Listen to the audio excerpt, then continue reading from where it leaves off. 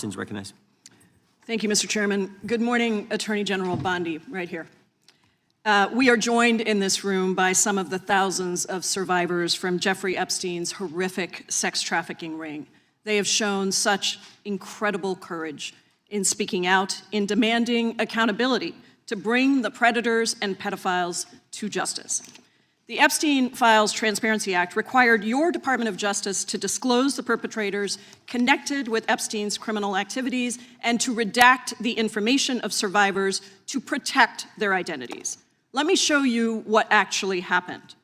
First, in violation of the law, your department has shown a pattern of redacting the names of powerful predators. Here behind me is one example of an email from Epstein to a man whose name was redacted. The email reads, quote, "Where are you? Are you okay? I loved the torture video." Only after members of Congress demanded that we see the unredacted files did the world learn the name of this individual, Sultan Ahmed bin Sulayem, the chairman and CEO of a company that had financial ties to President Trump's business and personal ties to Trump's advisor, Steve Bannon.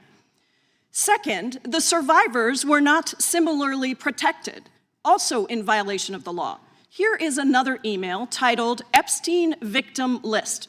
We have blurred the names of the survivors for their protection, but your Department of Justice initially released this list of 32 survivors' names with only one name redacted, along with numerous files that disclose not only the names, the emails, and the addresses of survivors, but also nude photographs and even the identities of Jane Does who had been protected for decades until your department released their names. Survivors are now telling us that their families are finding out for the first time that they were trafficked by Epstein.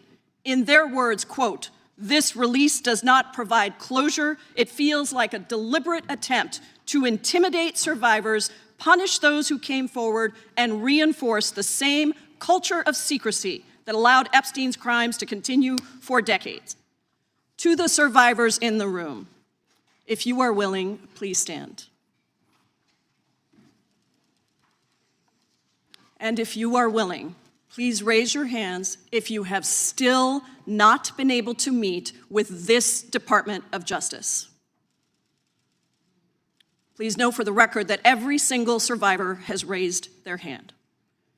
Attorney General Bondi, you apologized to the survivors in your opening statement for what they went through at the hands of Jeffrey Epstein.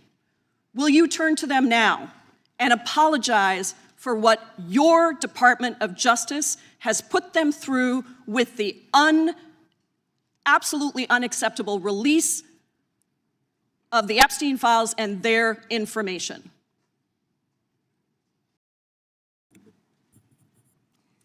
Congresswoman, you sat before, Merrick Garland sat in this chair twice. Attorney General Bondi, No, can I finish my answer? No, I'm going to reclaim my time because I asked you a specific question that I would like you to answer, which is, will you turn to the survivors? This is not about anybody that came before you. It is about you taking responsibility for your Department of Justice and the harm that it has done to the survivors who are standing right behind you and are waiting for you to turn to them and apologize for what your Department of Justice has done. Members get to ask the questions, the witness gets to answer in the way they want to answer. The Attorney General can That's respond. not accurate, Mr. Chairman. Because she doesn't like the answer. So, Mr. Chairman, why I have asked didn't she ask Merrick Garland this twice? I am reclaiming my time, and when I will reclaim my continue to time, answer. it is Mr. Chairman, the gentlelady is reclaimed her I'm not going time. to get in the gutter for her theatrics. The time belongs to the gentlelady. The gentlelady has 17 seconds. Thank you.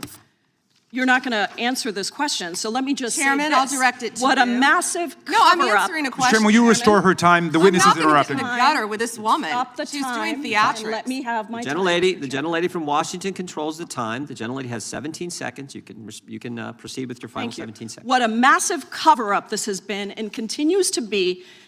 Donald Trump made the release of the Epstein files the center of his political campaign because he thought it would benefit him. Then you got into office, Attorney General, claimed to have a client list, only to then say that there was no list. Your deputy, The time Todd of Blanche, the- met alone time of the with gentlelady Elaine has- the Maxwell time of the and gentlelady has transferred her expired. to a minimum security prison. And now you continue the the time of the cover-up. And gentlelady I has wish expired. that you would turn around to the survivors who are standing right behind you and on a human level Chairman, apologize Chair now to them recognizes, the chair on now what you Unprofessional. have done. Time of the I gentlelady has yield expired. back. The gentlelady, you have no time to yield back. We Theatrics. appreciate that. We appreciate the thought. And I would argue the central issue in the last election, the presidential election, was securing the border. The gentleman from Arizona who knows something about securing the border is up for.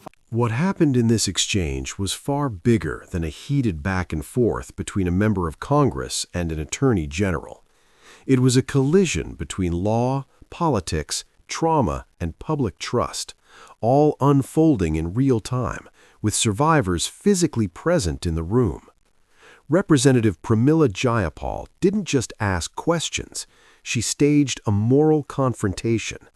By inviting survivors of Jeffrey Epstein's trafficking network to stand and raise their hands, Jayapal's accusation wasn't just that mistakes were made. She alleged a pattern, that powerful individuals connected to Epstein were shielded while survivors were exposed.